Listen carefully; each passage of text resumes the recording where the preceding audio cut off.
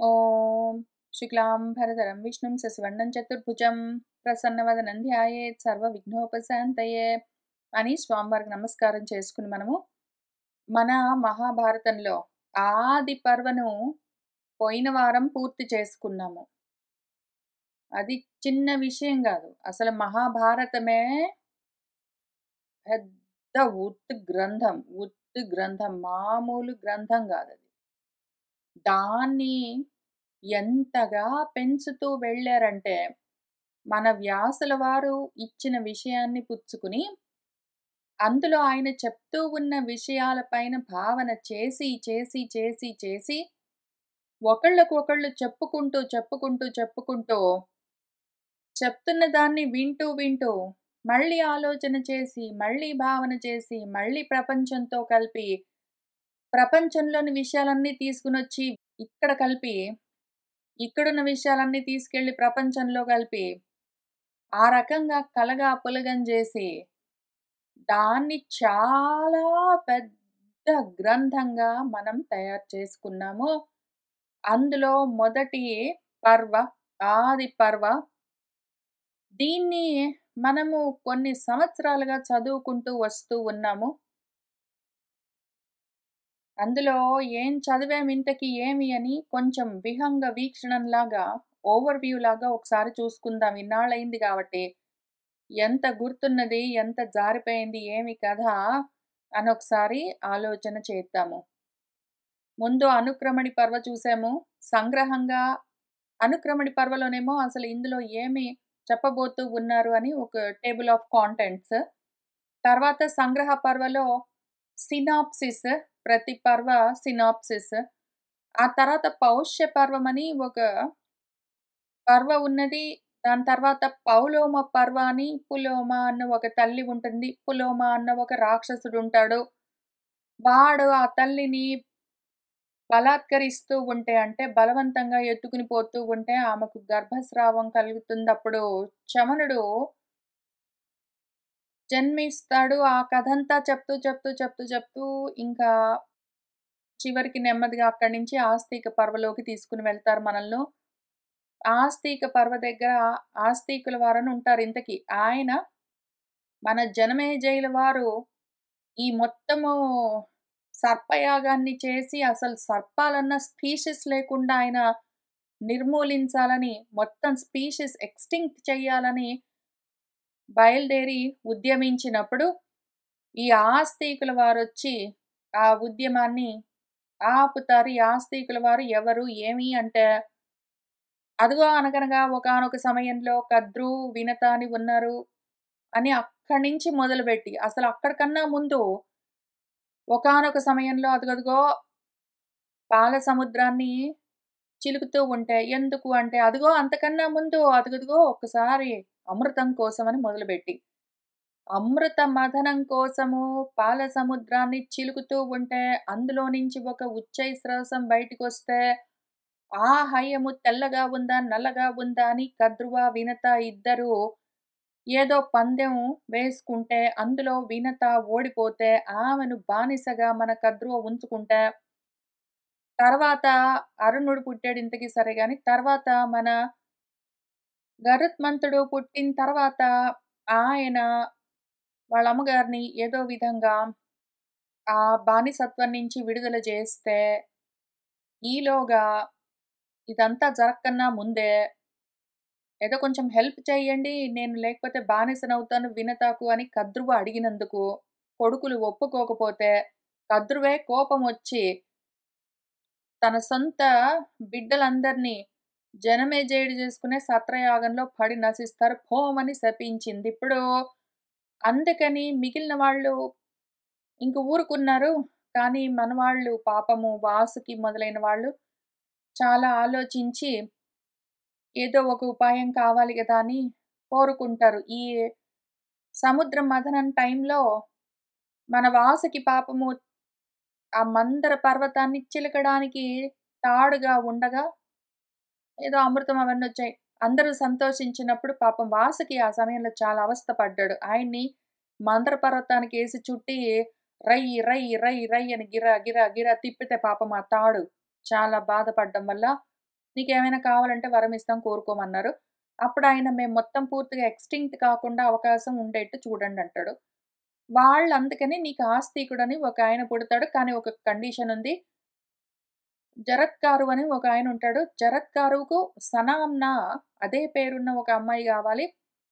అప్పుడు వాళ్ళిద్దరు పెళ్లి చేసుకుంటే వాళ్ళకి ఆస్తికుడు పుడతాడు. ఆస్తికుడు వల్ల మీ వంశాలన్నీ ఈ మొత్తం స్పీషీస్ అంతా జాతంతా నశించిపోకుండా ఉంటుందని ఏదో చెప్తారు. అందుకని పాపం వాసుకి చాలా ప్రయత్నం చేసుకుంటాడు. జరత్కారు కథ చెప్తారు. ఇంకా అక్కడి నుంచి ఇది పెద్ద విషయం అసలు 1000 శ్లోకాల పైగా ఉంటుందది. సరే అదంతా అయిన తర్వాత ఇంతకి ఏదో విధంగా జనమేజయుడు ఎందుకింతకి సర్పయాగం చేస్తున్నాడని మనకు తెలియాలి గాబట్టి, ఇదిగో ఆది వంశావతారణ పర్వం మొదలవుతూ ఉన్నది మనకి. ఇందులో ఆది వంశాలన్నీ ఎట్లా అవతరించాయి ఏమి అని, సంభవ పర్వం ఉంటుంది. ఇందులో మన వాళ్ళందరూ ఎట్లా సంభవించారు ఏమి అని. మనవాడుంటాడు. ఏదో వేటకి వెళ్ళాడు. వేటకి వెళ్తే అలసిపోయాడు. మంచినీళ్ళ కోసం అడిగితే, ఆ ముని చప్పుడు చేయలేదు. ఈయనకు ఒళ్ళు మండి, చచ్చిన ఒక పాముని తీసుకెళ్ళి ఆ ముని మెడలో వేశాడు. అందుకని వాళ్ళ కొడుకు శృంగి శపించాడు. ఇంతకీ ఆ పరీక్షిత్ ఆ విధంగా తక్షకుడి కాటు వల్ల మరణించాడు. ఆ విషయం తెలిసి జనమేజయుడికి ఒళ్ళు మండి ఇప్పుడు ఈ కొడుకు అందుకని పాములు లేకుండా మొత్తమే నశింపచేస్తానని ఇదంతా ఒక పెద్ద విషయము. అదొక 2000 శ్లోకాల పైగా ఉంటుంది. అదంతా గూడా చూసుకుంటూ వచ్చాము. ఇంతకీ ఫైనల్లీ మన జనమేజయుడు ఆ యజ్ఞము సర్పయాగం ఆపేసి కూర్చున్నాడు. ఆస్తికుడు వద్దు అంటే ఈయన సరే అన్నాడు. ఇంకేంటో జరిగింది. ఈలోగా అందరూ మునులు, ఋషులు అందరూ అక్కడ ఉండగా మన జనమేజయుడు అడుగుతూ ఉన్నాడు. నాకు ఈ విషయాలసలు ఎందుకు ఏమి ఇదంతా చెప్పండి అంటే, ఇంకక్కడి నుంచి మొదలుబెట్టి ఎవరెట్లా సంభవించారు అని చెప్తూ వచ్చారు. సరే, ఇదంతా గూడా పూర్వరంగంలాగా ఉంటుంది. ఇన్ని వేల శ్లోకాలు చదువుకుంటూ వచ్చాం పూర్వరంగంలాగా ఉన్నవన్నీ. ఆ తర్వాత ఒరిజినల్ స్టోరీ ఇక్కడ స్టార్ట్ అయింది. అప్పుడేం జరిగిందంటే మన వాళ్ళు పాండవులు పాండురాజుకి జన్మించారు. మళ్ళీ దానికొక పెద్ద కథ ఉన్నది. ఈ సంభవ పర్వం నిండా ఎక్స్‌ప్లెయిన్ చేశారు. మన పాండురాజు ఎవరు? అంతకన్నా ముందు ధృతరాష్ట్రుడు, అంతకన్నా ముందు భీష్ముడు, అంతకన్నా ముందు శంతనుడు, అంతకన్నా ముందు మహాభిషుడు అని ఇవన్నీ పేర్లు మీకు గుర్తున్నాయో, మీరు ఇప్పుడు నేను చెప్తూ ఉంటే గుర్తు చేసుకుంటూ ఉన్నారో, కానీ ఇదంతా గూడా చూసుకుంటూ వచ్చాం. అనగనగా ఒకానొక సమయంలో మహాభిషుల వారని ఒకరు ఏదో స్వర్గానిలో ఉన్నారు. ఆ సమయంలో అందరితో పాటు బ్రహ్మలోకానికెళ్లారు. అక్కడ గంగ కనిపించింది. ఈయన మోహపడ్డాడు. బ్రహ్మగారు "నువ్వు మళ్ళీ జన్మించాల్సొస్తుందని" జెప్పాడు. కాబట్టి మళ్ళీ వస్తూ ఉన్నాడు.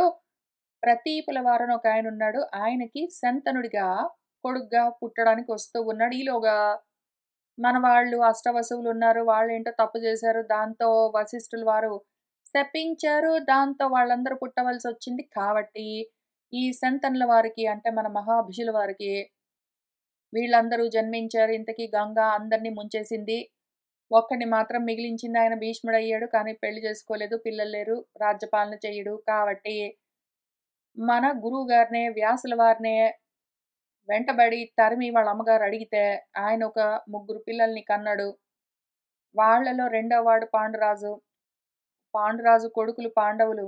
ఆయన పెద్ద కొడుకు ధృతరాష్ట్రుడు. వాళ్ళ పిల్లలు దుర్యోధనాదులు. వాళ్ళందరికీ పడదు.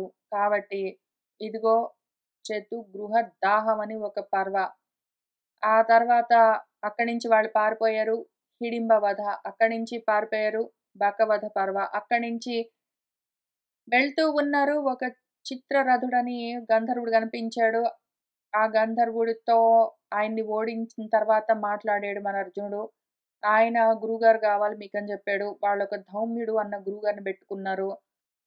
ఇంకా అక్కడి నుంచి వాళ్ళు స్వయంవరానికి వెళ్లారు. పాంచాల దేశంలో జరుగుతూ ఉంటే అక్కడ ఫ్రెటర్నల్ పాలియాండ్రీలో పెళ్లి చేసుకున్నారు. ఎందుకంటే అది పొలిటికల్ అలయన్స్ కావాలనే స్ట్రాటజిక్‌గా రాజ్యాంగ తంత్రం ప్రకారం పెళ్లి చేసుకున్నారు.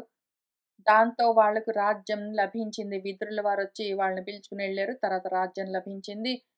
ఈలోగా అర్జునుడు అనగనగా అదిగో ఒకానొక సమయంలో వనవాసానికి వెళ్ళవలసొచ్చింది.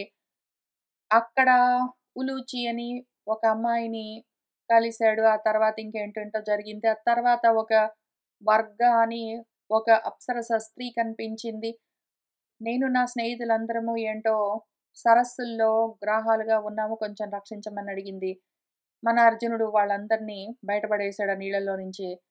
ఇంగా తర్వాత మన కృష్ణుల వారు కలిసారు. వాళ్ళిద్దరు ఇంక అక్కడి నుంచి కలిసే ఉన్నారు చాలా భాగము. చాలా భాగం ఎందుకు అసలు చివరిదాకా. సరే తర్వాత ఇంతకీ మన కృష్ణుల వారితో మన అర్జునుల వారు కూడి ఉండగా ఒకానొక సమయంలో వాళ్ళందరూ ఉత్సవం చేసుకుంటూ ఉంటే సుభద్ర కనిపించింది. సుభద్రను పెళ్లి చేసుకున్నాడు మన అర్జునుడు. ఆ తర్వాత ఇంకా గొప్పగా వాళ్ళు విస్తరించారు మన పాండవులు.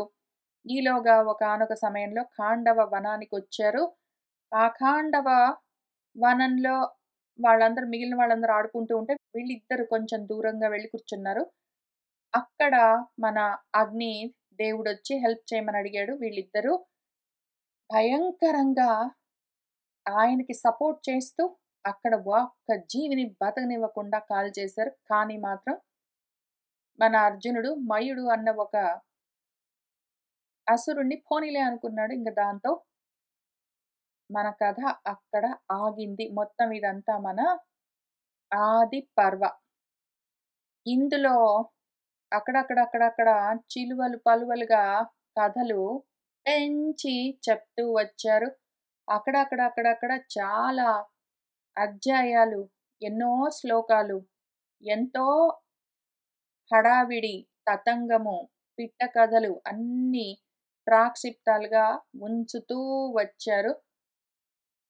నేను కొన్ని వారాలుగా ఈ మొత్తము డాక్యుమెంట్ 7, 8 వేల శ్లోకాలతో ఉన్న మొత్తం డాక్యుమెంట్ అంతా రివ్యూ చేస్తూ దాన్ని అదే పనిగా ఉన్నదాన్ని అందులో చాలా స్పెల్లింగ్ మిస్టేక్స్ ఉన్నాయి. ఆ స్పెల్లింగ్ మిస్టేక్స్ కరెక్టింగ్ చేస్తూ అసలు స్పెల్లింగ్ మిస్టేక్స్ అన్నింటికన్నా తక్కువ ప్రాబ్లమ్. చిన్న ప్రాబ్లమ్. మేజర్ ప్రాబ్లమ్ అందులో ఉన్న ఉపాఖ్యానాలు, అందులో ఉన్న చాలా ప్రాక్షిప్తమైన పిట్ట కథలు. వాటిని కూడా తీసి పక్కన బెడుతూ ఎందుకు అంటే అసలు మెయిన్ లైన్ స్టోరీ అర్థం గావాలి. సైడ్ బార్ పిట్ట కథలు ఎక్కువయ్యేసరికి మెయిన్ లైన్ స్టోరీ కన్‌ఫ్యూజన్ చాలా ఎక్కువుంది. ఏది ఉందో, ఏది లేదో అర్థం గాకుండా. కాబట్టి ఈ స్పెల్లింగ్ మిస్టేక్స్ క్లీనప్ చేసే దానికన్నా గూడా కొంచెం పెద్ద పని ఈ ప్రాక్షిప్తాలు, పిట్ట కథలు స్టోరీకి సంబంధం లేని అసంబద్ధమైన ఉపాఖ్యానాలున్నాయి. వాటిని తీసేయడము. ఆ పనిలో ఉన్నాను. దీనికన్నా గూడా చాలా పెద్ద పని ఏమి అంటే, అసలు కొంచెం గూడా సంబంధం లేకుండా ఓన్లీ ప్రాపంచికమైన విషయాలు. స్టోరీకి అసలు అన్‌కనెక్టెడ్. స్టోరీని యాక్చువల్‌గా చెడగొట్టి, అందులో విషయాన్ని ముక్కలు ముక్కలు చేసి, ఎక్కువగా దాన్ని పక్కదారిలో నుంచి తీసుకొని వెళ్ళిన ప్లేసెస్ చాలా ఎక్కువున్నాయి. కొన్నైతే అసలు కొంచెము కంటిన్యూయస్‌గా ఇప్పుడు నేను కూడా మీతో పాటు వారానికి కొంచెం చదువుతూ వస్తూ ఉన్నాను. ఇప్పటికి మొత్తం అంతా అయ్యేసరికి నాకు క్లియర్‌గా మనసులో ఒక పిక్చర్ తయారయింది కాబట్టి ఇప్పుడు ఈజీ. కొత్తగా చదువుతూ ఉన్న సమయంలో ఏది ఉంటుందో, ఏది తర్వాత కల్పించారో, ఏది పుట్టించారో, ఏది యాడ్ చేశారో, ఏంటి తీసేశారో, ఏమి సరిగ్గా అర్థమయ్యేది గాదు. ఏంటిట్లా ఉన్నాయని అనిపించేది. ఏంటిట్లా ఉన్నాయని అనిపించేది. ఇంక అందుకని ఇప్పుడు మళ్ళీ నేను కొంచెం అప్పుడప్పుడు గాకుండా, ఆగి గాకుండా ఒకేసారి ఈ 7, 8 వేల శ్లోకాలు 2, 3 వారాల్లో చదవాలని కూర్చున్నాను. 1, 2 గాదు. రోజుకి కొన్ని వందల శ్లోకాలు లైన్‌గా ఏదో నవల చదివినట్టే. ఇంక కొంచెం గూడా తక్కువ గాదు. ఏదో నవల చదివినట్టే దాన్ని చదువుకుంటూ వచ్చేసరికి ఇప్పుడు చాలా సులువు. ఇప్పుడు చాలా సులువుగా మధ్యలో జరుగుతూ ఉంటేనే ఇక్కడి దాకా వస్తుంది. ఏదో సెకండ్ పద్యం ఉందనుకోండి. ఇక్కడ యాడ్ చేసేస్తారు. ఒక 4, 5, 6, 7, 8, 9 ఆర్గ్యుమెంట్స్ యాడ్ చేసేస్తారు. ఎందుకుంటాయో తెలీదు. మళ్ళీ వాటిని అసలు అన్‌కనెక్టెడ్‌గా సందర్భం గాకుండా, అసందర్భంగా ఉన్న వాటిని తీసేసి, మళ్ళీ దాన్ని క్లీనప్ చేసి చూస్తే ఇక్కడ ఫ్లో ఉంటుంది. ఎక్కడెక్కడైతే ఏవేవో ఉన్నాయసలు పక్క నుంచి ఎళ్ళిపోతూ ఉన్నాయని అనిపించిన వాటిని అసలు కొంచెం గూడా అర్థం పర్థం లేకుండా ఉన్నాయని అనిపించిన వాటిని తీసేసి, క్లీనప్ చేయగానే ఇంక ఫ్లో ఈజీగా కళ్ళకి ఎంత సింపుల్‌గా కనిపిస్తూ వస్తూ ఉన్నాయో. ఒకటో రెండో ఎగ్జాంపుల్స్ చెప్తాను నేను. పూర్తిగా అన్నీ చెప్పట్లేదిప్పుడు. ఒకటేంటంటే, ఏదో మహాభిషుల వారనున్నారు. ఆయనేదో స్వర్గానికెళ్ళాడు. అక్కడ ఏదో గంగని చూసాడు. గంగ గూడా ఆయన్ని జూసి కోరుకున్నది. ఇంతకీ ఈయన ఈలోగా భూమి మీద పుట్టాలని నిర్ణయించుకున్నాడు. ఎందుకంటే బ్రహ్మగారు పుట్టాల్సొస్తుందని జెప్పాడు. కాబట్టి ప్రతీపుల వారని ఒక రాజుగారిని చూసుకున్నాడు. ఈలోగా గంగ గూడా భూమి మీదకొస్తూ ఉంటే మధ్యలో ఏదో అష్టవసువుల కథ ఒకటి మధ్యలో పక్క నుంచెళ్ళింది గదా! ఈలోగా కన్‌ఫ్యూజన్ ఏంటంటే, గంగ కిందికొస్తుంది. కిందికొచ్చి ఆమె అక్కడ ప్రతీపుల వారు ఏంటో తపస్సు చేసుకుంటుంటే ఆయన కుడి తొడ పైన ఏదో కూర్చుంటుందో ఏంటో ఎడమ తొడ పైన కూర్చుంటుందో ఇంకా ఆయనేమో ఇంకా దాని గురించి ఒక ఓహో డిస్కషన్. "నువ్వు కుడి తొడ పైన కూర్చున్నావు. ఎందుకంటే ఇది కూతుర్లు, కోడళ్ళు కూర్చునే ప్లేసు. నువ్వు ఎడమ తొడ మీద కూర్చోవాల్సిందో ఏంటో." ఆమేమో "అయ్యయ్యో! అట్లానా? ఓహోహో! అందుకని నిన్ను కోడలుగా తీసుకుంటాను." ఆ! ఆ! సరే, సరే. Okay, okay. ఇదంతా అప్పుడు చెప్తున్నప్పుడే అయ్యోమయంగా అనిపించింది నాకు. అయ్యోమయంగా అనిపించింది. ఎట్లా దీన్ని ఎక్స్‌ప్లెయిన్ చేసేదసలు ఏమైనా సెన్స్ ఉందా? అని. మళ్ళీ దాన్ని క్లీనప్ చేస్తూ ఉన్న సమయంలో అసలవన్నీ మొత్తం తీసేస్తే చాలా సింపుల్‌గా ఆయన మహాభిషుల వారు భూమి మీద పుట్టవలసొచ్చినప్పుడు ప్రతీపుడిని ఆయన కోరుకున్నాడు. ఈలోగా గంగ వస్తూ ఉంటే మన అష్టవసులు కనిపించారు. అష్టవసులు "అమ్మ కొంచెం ఏమనుకోకపోతే ప్లీజ్ హెల్ప్ చేయి" అన్నారు. సరే, సరే మీరు పుట్టిన వాళ్ళని పుట్టినట్టు ముంచేస్తాం మంచిదన్నదామె. ఇదంతా ఇట్లా జరుగుతూ ఉండగా, ఇక్కడ భూమి మీద ప్రతీపుల వారు బిడ్డల కోసము ఏదో యాగం చేసుకుంటూ ఉండగా, ఆయనకు, ఆయన భార్యకు అదిగో ఒక కొడుకు జన్మించాడు. ఈయనెవరంటే ఇంతకి శంతనుడు మనవాడు మహాభీషుడు అని అక్కడ డైరెక్ట్‌గా స్టోరీ కనెక్ట్ అయిపోతుంది. మధ్యలో గంగ వచ్చి కుడి తొడ, ఎడమ తొడ, కూర్చోవడం, లేవడం, పడుకోవడం, నిద్రపోవడం, మళ్ళీ లేచి రావడం ఇదంతా అడిషన్ అక్కర్లేకుండా, సంబంధం గూడా లేకుండా బికాజ్ ఆమె మహాభిషుడిని కోరుకున్నది అక్కడ స్వర్గంలో అని చెప్పిన తర్వాత మళ్ళీ కిందికొచ్చి మహాభిషుడు శంతనుడిగా పుట్టబోతూ ఉంటే వాళ్ళ నాన్ననెందుకు కోరుకుంటుంది? ఏమి కథ? అసలు అర్థం పర్థం లేకుండా. అట్లాంటివన్నీ అసందర్భమైన వాటినన్నిటిని పక్కన పెడితే చాలా క్లీన్‌గా ఉన్నదిప్పుడు డాక్యుమెంట్. ఎంత క్లీన్‌గా ఉన్నదంటే నా కళ్ళకి. ఇంకొకటి ఇంకొక ఎగ్జాంపుల్ చెప్పి ఆపుతాను. ఒకటో రెండో అన్నాను కాబట్టి రెండోది గూడా చెప్తాను. ఏదో మన అష్టావసులు "అమ్మ ప్లీజ్ హెల్ప్ చెయ్యి" అని గంగని అడిగితే గంగ ఓకే. నో ప్రాబ్లమ్ అని జెప్పింది. ఆ సమయంలో గంగ అడుగుతుంది, "ఇదిగో నేను అందరిని ముంచేస్తా గాని, మళ్ళీ పాపము మనవాడు పెళ్లి చేసుకుంటే ఎవరో ఒకళ్ళు మిగలాలి గదా! నన్ను పెళ్లి చేసుకున్నందుకు, నాతో కాపురం చేసినందుకు ఎవరో ఒకళ్ళు మిగలాలి. మళ్ళీ ఆయన గూడా ఏడవద్దు. మా కలయిక, మా సంగమము వృధా అవ్వరాదు. అందుకని ఏం జేస్తారు మీరు?" అని అడుగుతుంది. అప్పుడు వాళ్ళేమంటారంటే, "మా అంశంలో కొంత కొంత అంశ ఉంచుతాము. దాంతో ఒకడు మిగిలిపోతాడు" అని వాళ్ళేదో చెప్పారని ఉంటుంది. కానీ వెంటనే ఆమె కిందికొచ్చిన తర్వాత మళ్ళీ శంతనుడు ఏం జరిగిందని అడుగుతాడు. అందరిని ముంచేస్తుంది 7 మందిని. ఎనిమిదో వాడిని ముంచుతుందో ఏమో అని ఆయన ఆపేస్తాడు. ఇంతకి ఆమె లేదు. నేనేం ఆ ప్రయత్నంలో లేను అని చెప్తుంది. ఈ బ్యాక్ స్టోరీ అంతా చెప్తుంటుంది. బ్యాక్ స్టోరీ చెప్తున్న సమయంలో ఆమె ఏం చెప్తుందంటే, ఆ ఋషి ఈ అష్టవసువులు ఆయన ఆవును ఎత్తుకుని పోతే ఆయనకు కోపమొచ్చి శపిస్తాడు. వాళ్ళందరూ మళ్ళీ ఆయన దగ్గరకొచ్చి సారీ చెప్పేసరికి ఆయనేమంటాడంటే, అసలు ఒరిజినల్‌గా నా ఆవుని ఎత్తుకెళ్ళిపోవాలని మెయిన్ ప్రోగ్రాము ఎవరికున్నదో ఆయన మాత్రం చాలా కాలం బతికుండాలి భూమి మీద మనిషిగా. మిగిలిన వాళ్ళు హెల్పర్స్ కాబట్టి అయినా గూడా మీరు భూమి మీద జన్మించాలని నేను శపించాను గాబట్టి మీరు జన్మించొచ్చు. వెంటనే మళ్ళీ వెనక్కొచ్చేయొచ్చు. ఈయన మాత్రం అక్కడ ఇరుక్కోవాల్సిందే కొన్నాళ్ళని ఆయన అంటాడు. అందుకని ఆయన ఒక్కడు మిగిలిపోయాడు అని గంగ చాలా క్లియర్‌గా ఎక్స్‌ప్లెయిన్ చేస్తుంది. పైన చెప్పిన ముక్క పాపం మరి పిల్లలు లేపోతే ఆయన ఏడుస్తాడు గదా! ఏదైనా ఒకటి ఆలోచన చెయ్యండి అంటే, "ఆ!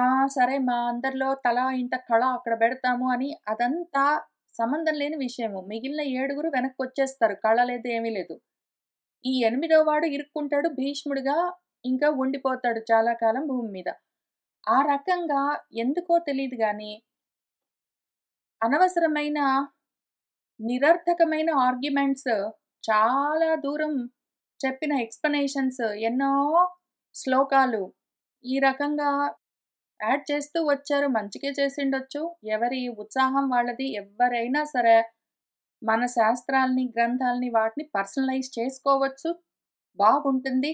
ఫ్యాన్ ఫిక్షన్స్ ఎప్పుడైనా ఉంటాయి. ఆ కాలంలో ఉన్న ఈ గ్రంథాలకు మన వ్యాసుల వారు, వాల్మీకి మహర్షి రాసిన వాటికే గాదు ఫ్యాన్ ఫిక్షన్స్. ఇప్పుడు రాస్తూ ఉన్న నావెల్స్‌కి కూడా ఫ్యాన్ ఫిక్షన్స్ ఉంటాయి. ఓన్లీ ఏంటంటే ఇప్పుడు ఫ్యాన్స్ ఒరిజినల్ బుక్స్‌లో ఇరికించేసారంటే మాత్రం రైటర్స్ ఊరుకోరు. చాలా పెద్ద ఇష్యూస్ అవుతాయి. సూయింగ్ అదంతా ఉంటుంది గాబట్టి, ఒరిజినల్‌గా రైటర్స్, ఆథర్స్ ఏం రాసుకున్నారో వాటిలో ఇరికించడం కుదరదు. కాబట్టి ఫ్యాన్స్ ఏం చేస్తారు, వీళ్ళు సెపరేట్‌గా బ్లాగ్స్‌లో రాసుకుంటారు. దాన్ని గూడా కంట్రోల్ చేస్తుంటారు రైటర్స్ వాళ్ళు. వాళ్ళ గ్రూపు వాళ్ళందరూ ఒక్కొక్కసారి ఊరుకుంటారు. కానీ ఆ రకంగా ఫ్యాన్ ఫిక్షన్స్ ఉంటాయి. దానిదేముంది పర్సనలైజ్ చేసుకొని, మనకు నచ్చిన విధంగా స్టోరీని మనసులో భావన చేసుకుంటే మంచిదే. కానీ ఒరిజినల్‌లో ఇరికించేసరికి అందులో ఉన్నదెంతో, లేనిదెంతో, కానిదెంతో, పోనిదెంతో మనం మళ్ళీ క్లీనప్ చేసుకొని చూసుకోవాల్సొస్తుంది.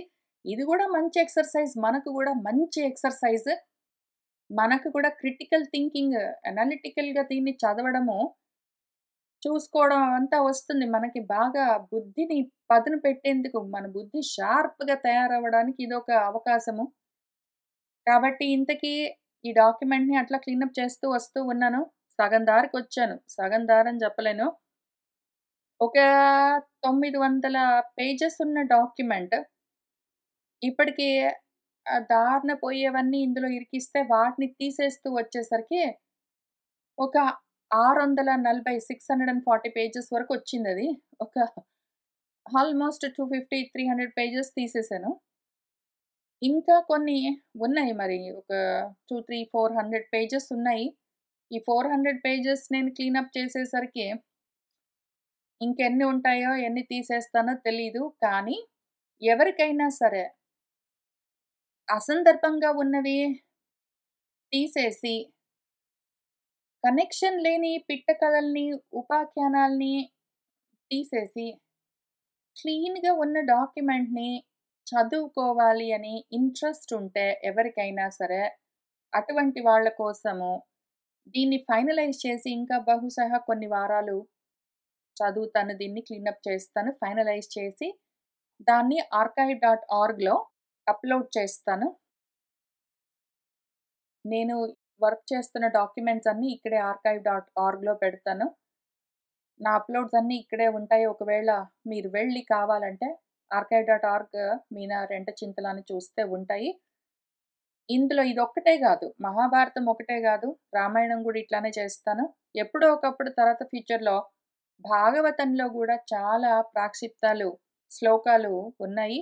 వాటిని గూడా క్లీనప్ చేస్తాను. సో, నా ప్రయారిటీ ఫస్ట్ భారతము, తర్వాత రామాయణం, తర్వాత భాగవతము. అయితే ఇప్పుడు ఇంతవరకు ఆల్రెడీ చదివేశాను గాబట్టి, వెనక్కి వెళ్లి వీటిని భారతంలో ఆది పర్వను, రామాయణంలో బాల అయోధ్య కాండలను క్లీనప్ చేయాల్సొస్తుంది. ఎందుకంటే రామాయణంలో నేను ఆల్రెడీ అరణ్యకాండలో ఉన్నాను గాబట్టి.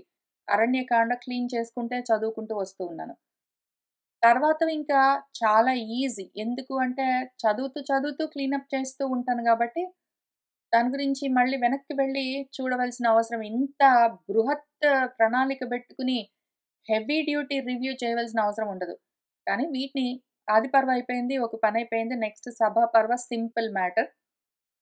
రామాయణం ఆ 2 ముందు కాండలవుతే, తర్వాతవన్నీ అవుతూ ఉండగానే అప్‌లోడ్ చేయొచ్చు. ఆ రకంగా చూసుకుంటూ వెళ్దాం. ఇంతకది మనం ఇంత దూరం వచ్చాము. తర్వాత సభాపర్వకి వెళ్ళాలి. వచ్చే వారం నుంచి సభాపర్వలోకి ప్రవేశించబోతూ ఉన్నాము. సభాపర్వలో అదిగో మయ సభ ఉంటుంది. మంత్రాంగాలన్నీ ఉంటాయి. ఇంతకీ ఎట్లోకట్ల దాన్ని కొట్టేయాలి గదా!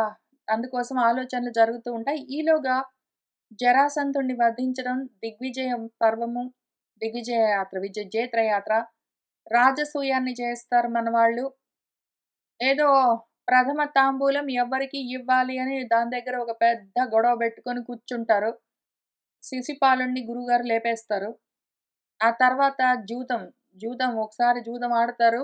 అన్నీ ఓడిపోతారు. మళ్ళీ ద్రౌపది మీద దయతో ఆమె ఆర్గ్యూ చేసి మళ్ళీ అవన్నీ వెనక్కి తీసుకొనొస్తుంది. మన ధృతరాష్ట్రుడు మళ్ళీ ఇచ్చేస్తాడు. కానీ మళ్ళీ ఆడతాడు ధర్మరాజు. మళ్ళీ ఓడతాడు. మళ్ళీ ఈసారి ఓడిపోయిన తర్వాత నిజంగానే వాళ్ళు అరణ్యానికి వెళ్ళవలసి వస్తుంది. అరణ్య పర్వ మొదలవుతుంది. ఇంతకీ అక్కడ ఉన్నాం మనము. ఆది పర్వ పూర్తి చేశాము. సభా పర్వలోకి రాబోతూ ఉన్నాము. ఇంతకీ ఇంత దూరం వచ్చాక ఎందుకు ఇంత తాపత్రయం మనకు? ఎందుకు? ఎందుకింత తాపత్రయం? ఇన్ని వేల శ్లోకాలు ఎందుకు చదువుతున్నాము? చదివిన శ్లోకాల్ని ఎందుకింత జాగ్రత్తగా రివ్యూ చేసుకుంటున్నామో, దీనివల్ల మనకి ఏమి లాభము అంటే, ఒక ముఖ్యమైన విషయం ఉన్నది. మనం ఆది పర్వ దగ్గర నుంచి సభ, అరణ్య, విరాట పర్వం దాకా వెళ్తే, ఆ తర్వాత మన గురువుగారు బ్రహ్మోపదేశం చేస్తారు. భగవద్గీత ఉపదేశం వస్తుంది. అందుకోసం మనల్ని తయారు చేస్తూ ఉన్నారు. దానికి ఇదంతా పూర్వరంగము. మన భగవద్గీత అభ్యాసానికి, మనం భగవద్గీతకు యోగ్యత సాధించడం కోసం ఇదిగో ఇదంతా పూర్వరంగం. ఎందుకు చేస్తున్నాను? నేనెందుకు చేస్తున్నాను?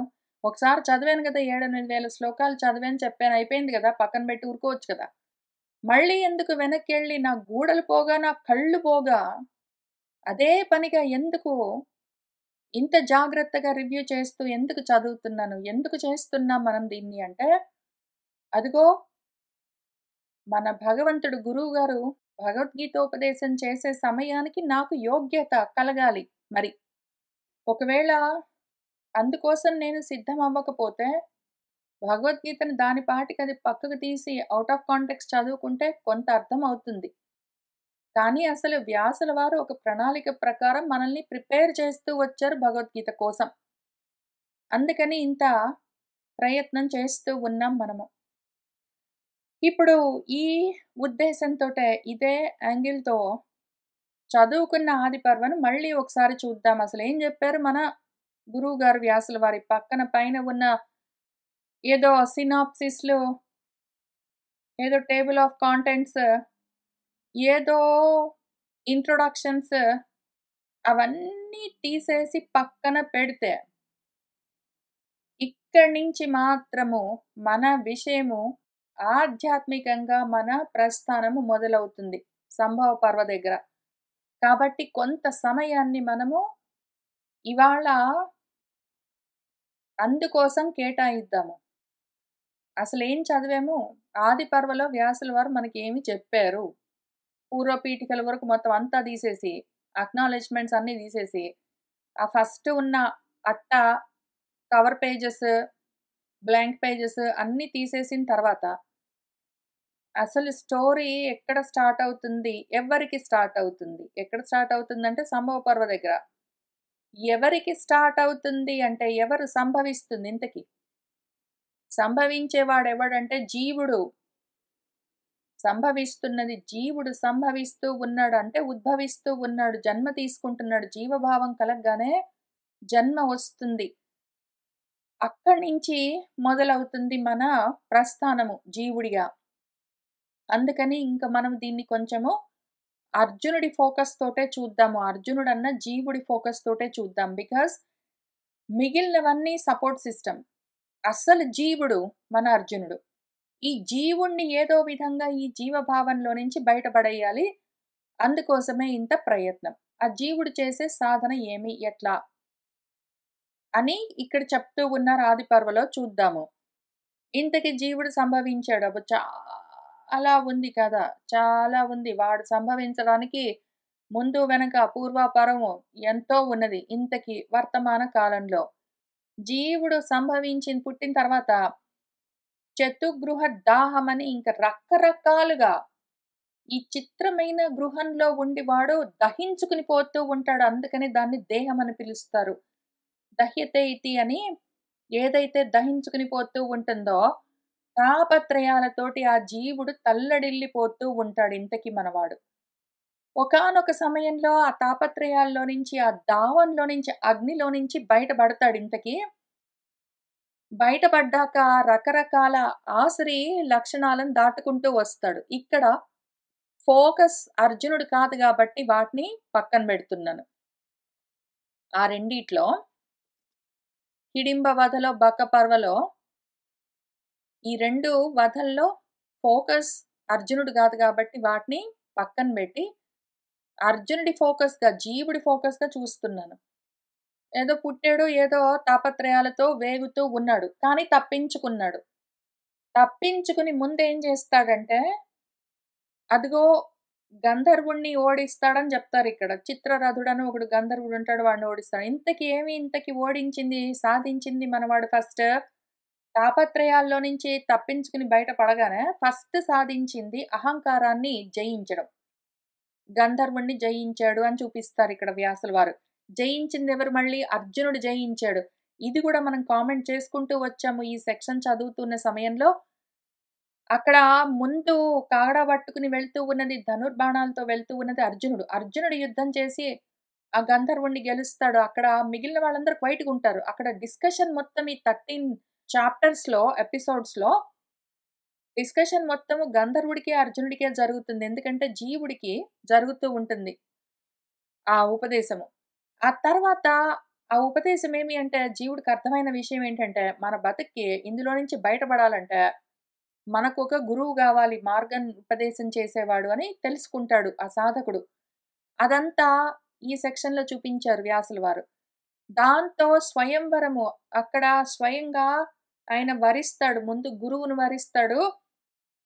ఈయన గురువును వరించేసరికి దాంతో ఆయనకు ద్రౌపది వరించడం అన్నది జరుగుతుంది. ద్రౌపది అంటే ద్రుపదానికి సంబంధించిన విషయము. ద్రుపదము అంటే ధ్రువపదము. ఆయనకి ఒక ధ్రువమైన మార్గము, ఒక ఖచ్చితమైన దారి అప్పుడు తెలుస్తుంది. ఎప్పుడైతే ఆయన అహంకారాన్ని గెలిచాడో, దాంతో విషయం తెలుసుకొని మనకు గురువు గావాలని గురువుని వరించాడో, అప్పుడు ఆయనకి ధ్రువపదం కలుగుతుంది. ఆ ధ్రువపదం కలిగిన తర్వాత మళ్ళీ ఇక్కడంతా చాలా విషయాలున్నాయి. కానీ అవన్నీ కూడా అర్జునుడి ఫోకస్ కాదు గాబట్టి పక్కన బెడుతున్నాను. ఇంతకీ ఆయనకేం జరిగింది? రాజ్యలాభం కూడా అర్జునుడి ఫోకస్ కాదు. మనకు ఓన్లీ జీవభావం ఎక్కడున్నదో దాని మీద, జీవుడి మీద మన ఫోకస్. దాంతో ఏం జరిగిందంటే మనవాడు ఇంతవరకు ఎంతవరకు మన సంభవ పర్వ తర్వాత స్వయంవర పర్వ పూర్వరంగం వరకు గూడా బ్రహ్మచర్యాశ్రమంలో ఉన్నాడు. ఇంక ఇక్కడ వైవాహిక పర్వ దగ్గర గృహస్థాశ్రమంలోకొచ్చాడు ఇంతకి మన సాధకుడు. బ్రహ్మచర్యం నుంచి ఆయన గృహస్థాశ్రమంలోకొచ్చాడు. గృహస్థాశ్రమం అయిన తర్వాత స్వయంవరము, బ్రహ్మచర్యం, వైవాహికం, గృహస్థం తర్వాత వానప్రస్థం కూడా చేశాడాయన. వానప్రస్థం చేస్తూ ఉన్న సమయంలో ఆయనేం చేశాడంటే, ఆ సాధకుడు మిగిలిన చిన్న, పెద్ద ఉపాఖ్యానాలన్నింటిని సైడ్ బార్ స్టోరీస్ అన్నింటిని పక్కన పెడితే మెయిన్ స్టోరీ, మెయిన్ కాన్సెప్ట్ అర్జునుడు వనవాస సమయంలో జరిగినవి 2 జరిగాయి. అర్జునుడి వనవాసము, వానప్రస్థం చివరికొస్తూ ఉన్న సమయంలో 2 మేజర్ విషయాలు జరిగాయి. ఒకటేంటంటే, ఆయన ఒక వర్గ అని ఒక అప్సరసను కలుస్తాడు. వర్గం అంటే ఒక సమూహం అని అర్థము. వర్గం అంటే పంచ ఇంద్రియాలుగా ఉన్న ఒక వర్గము, ఒక సమూహం, ఒక గ్రూప్. అవి పంచ కొలనుల్లో పంచ గ్రాహాలుగా ఉంటాయి. పంచ అప్సరసలను చూపించారు మన వ్యాసుల వారు చాలా డ్రమాటిక్‌గా. కథగా పాత్రలో పెట్టి చూపించారు. అక్కడేమి అని మనం అప్పుడు గూడా దాన్ని డీకోడ్ చేసుకున్నాం. అప్పుడేం జరుగుతుందంటే, మన అర్జునుల వారు, మన సాధకుల వారు, జీవుడు ఈ గ్రాహాలేవున్నాయో గ్రహించేవి విషయాలను గ్రహిస్తూ ఉండే ఇంద్రియాలను, ఆ ఇంద్రియాల విషయాలన్నా సరస్సుల్లో నుంచి కళ్ళకు దృశ్యాలన్నా విషయాలన్నీ ఒక సరస్సనుకోండి. చెవులకు శబ్దాలు అన్న విషయాలన్నీ ఒక కొలననుకోండి. సరస్సంటే సారము, విషయాల సారము. స్రవించేవి అని అర్థం సంసారం. అట్లానే నోటికి రుచి అన్నవన్నీ ఒక విషయాల కొలను. ఏదో చర్మానికి స్పర్శ అన్ని రకాల స్పర్శలన్నీ ఒక విషయాలన్న కొలను. ఏదో ముక్కుకు వాసనలు అన్న విషయాల కొలను రకరకాల గంధాలు ఆ కొలను. ఈ విషయాలన్న కొలనుల్లో నుంచి ఆయన ఇంద్రియాలన్న గ్రహాలని బయట పడేసాడాయన. అంటే ఇంద్రియాల్ని జయించాడు. బేసికల్లీ ఇంద్రియాల్ని విషయాల్లో నుంచి వెనక్కి లాగాడు అని చెప్పడము అంత కథగా ఎక్స్‌ప్లెయిన్ చేశారాయన. మన సాధకుడు ఇంతకేం చేశాడంటే, ఆయన పంచ ఇంద్రియాల్ని ఆ విషయాలేవున్నాయో ఆ ఇంద్రియాలకి విషయాలు, ఆ ఇంద్రియ విషయాల్లో నుంచి వెనక్కి లాగాడు. దాంతో ఏం జరిగిందంటే ఆత్మతో కూడి ఉండడం జరిగింది వెంటనే. వెంటనే ఆ వర్గ కనిపించింది ఆమేంటో నేను నా స్నేహితులు అన్నది ఏంటేంటో అన్నది. ఇంతకీ ఆ 5 చెరువుల్లో నుంచి ఈ 5 మొసళ్ళని యువతలకి లాగ్గానే వెంటనే జరిగిందేమంటే కృష్ణుల వారితో కూడి ఉండడం ఇంకా. అంటుకుని ఉన్నారిద్దరు. ఎట్లా అంటే అంతగా పక్కన పక్కనే కూర్చోవడం, పక్కన పక్కనే పడుకోవడం, నడవడం, తిరగడం, మాట్లాడుకోవడం ఇంక అన్నీ కలిసి చేయడము. మన జీవుడేం జేశాడు ఆత్మతో కూడి ఉన్నాడింక. ఆత్మ, జీవుడని వేరుగా లేదు. ఉన్నది ఒకటే. కానీ జీవభావంతో ఉన్నంత వరకు కూడా నేను వేరు, అది వేరు అన్న భావన ఎంతవరకు ఉంటుందో ఆధ్యాత్మికం, ఆదిదైవికమని. అంతవరకు అట్లా వేరుగానే మరి చూడాలి. ఎందుకంటే అనగనగా ఒక చెట్టున్నది. చెట్టుకు ఒక కొమ్మున్నది. కొమ్మ పైన 2 పక్షులున్నాయిలాగా ఈ 2 పక్షులు పక్షములతో ఉన్నవి తిరుగుతూ ఉంటాయి. ఇప్పుడు మన జీవుడు సుపర్ణం వెళ్ళి ఆత్మ అన్న సుపర్ణంతో కలిసింది. అది జరిగింది. అది జరిగేసరికి వెంటనే కలిగిందేమిప్పుడు, ఇంతకు ముందు ధ్రువ పదం కలిగింది గదా! ఇక్కడ భద్ర పదము కలిగింది. సుభద్రా పరిణయం అని చూపిస్తారు మన వ్యాస మహర్షి. కాబట్టి భద్రపదం ఆయనకి భద్రకరమైన మార్గము, ఆత్మ మార్గం దొరికింది. దాంతో ఇంతకు ముందు ఇక్కడ ఆయనకి చతుగృహము, దాహము అని ఏదో ఆ పర్వలో తాపత్రయాలు ఆయన్ని ఏ విధంగా దహించి వేస్తాయి దేహంలో ఉండగానే చూపించారు. అక్కడి నుంచి ఈ 8థ్ సెక్షన్ దగ్గర నుంచి ఆయన లాంగ్ జంప్ చేసి ఈ 18 సెక్షన్ దగ్గరకొచ్చేసరికి అసలు ఆ ఖండాలుగా ఉండి భేద బుద్ధులతో ఉండి, మమకారాలతో ఉండి ఏ ఈ సంసారమన్న మహా అరణ్యం ఉన్నదో దాన్ని మొత్తాన్ని అందులో ఉన్న జీవభావాలతో సహా మొత్తం భూతాలతో నశింపచెయ్యడము. మొత్తం కర్మలను దహించి వేయడము. జ్ఞానాగ్ని దగ్ధ కర్మాణమని భగవద్గీతలో ఏది జెప్పారో అందుకోసమే ప్రిపరేషన్ ఇదంతా. జ్ఞాన అగ్ని అక్కడ. మామూలు అగ్ని గాదు. జ్ఞానమన్న అగ్ని వచ్చి మీ ఇద్దరు కలిసారంటే నేను మొత్తం దహించి వేస్తాను అని చెప్తే మంచిది కానీ అంటారు. వీళ్ళిద్దరు కలిసి ఉన్నారు కాబట్టి. మన జీవుడు అనాత్మలతో కలిసి ఉన్నంత వరకు చతుగృహ దాహ పర్వమే ఉంటుంది. మన జీవుడు ఆత్మతో కలిసాడంటే మాత్రము ఖాండవ దాహమే ఉంటుందింక. ఆ జ్ఞానాగ్నితో మొత్తము భేదాలతో కూడి ఉన్న ద్వంద్వాలతో ఉన్న ద్వితీయమేదున్నదో దాన్ని పూర్తిగా దగ్ధం చేస్తూ వచ్చాడు. అయితే పూర్తిగా ఈస్ ద ఆపరేటివ్ వర్డ్. ఆయన నిజంగా గూడా మొత్తము దుంపనాశనం చేసుకునుంటే, మొత్తము వేళ్ళతో సహా అసలు ఏమీ లేకుండా సమూలంగా బీజాలతో సహా నాశనం చేసుకొని ఉంటే, ఇక్కడికే అయిపోయేది మన సాధకుడి ప్రస్థానము. బ్రహ్మచర్యాశ్రమం నుంచి, గృహస్థాశ్రమం నుంచి, వానప్రస్థం నుంచి ఎండింగ్ అక్కడికయిపోయేదాయన సాధన పూర్తయ్యేది. అసలు అక్కడ ఇంక కొంచెం గూడా ఏమీ మిగలకుండా జీవభావాన్ని ఖాళీ చేసుంటే ఆయన, బీజాలతో సహా నాశనం చేసుంటే, ఇంక మిగిలేది ఆయన, కృష్ణుల వారు. అర్జునుడు, కృష్ణుడు విచ్ ఈస్ జీవుడు, ఆత్మ 2 ఒకటే ఇంతకి. జీవాత్మ, పరమాత్మ అని 2 లేవు. జీవాత్మైక్యం అక్కడికయిపోయేది. అయిపోయేది మొత్తం అసలు భారతమంతా ఇక్కడికి పూర్తయ్యేది. కానీ ఆ జీవభావము పూర్తిగా నశించలేదు. మళ్ళీ అక్కడ కొంచెము పోనీలే అని అనుకునేసరికి జీవభావం కొంచెం మిగిలింది మాయగా. అక్కడ ఒక 3, 4 పేర్లు చాలా మంచి పేర్లు వెంటనే చూపిస్తూ వచ్చారు మన వ్యాసుల వారు. ఒకటి నముచి యొక్క భ్రాత మయుడు అని ఒకాయనున్నాడు. ఆయన తక్షకుడి ఇంటిలో నుంచి బయటికొస్తూ ఉన్నాడు అని 3 పేర్లు జెప్పారు. తక్షకుడు అంటే తక్షతీతి అని తొలిచేది అని అర్థం. ఏదైతే తొలుస్తూ ఉంటుందో అనర్థం. తొలిచేదేది అంటే మనసులోని ఆలోచన. ఆయన మనసు కదిలింది. మనసులో ఆలోచన తొలుస్తూ ఉంటే, అందులో నుంచి మాయ, మీయతే అనయ ఇతి అని మనం ఏం చెప్పుకుంటామో అది. పైగా ఆ మాయనిక్కడ మన వ్యాసుల వారు మయుడు అని చెప్పారు. మయము అంటే జబ్బు అని అర్థము. మీ హింసాయాం అని మీ అన్న ధాతువుకు హింస అని అర్థం కూడా ఉన్నది. ఏదైతే మనల్ని బాధ పెడుతుందో అంటే జబ్బు అని అర్థం. పూర్తిగా మయము అయి ఉంటే దాని పేరు ఆమయము. ఆమయం అంటే జబ్బు అని అర్థం. అనారోగ్యం.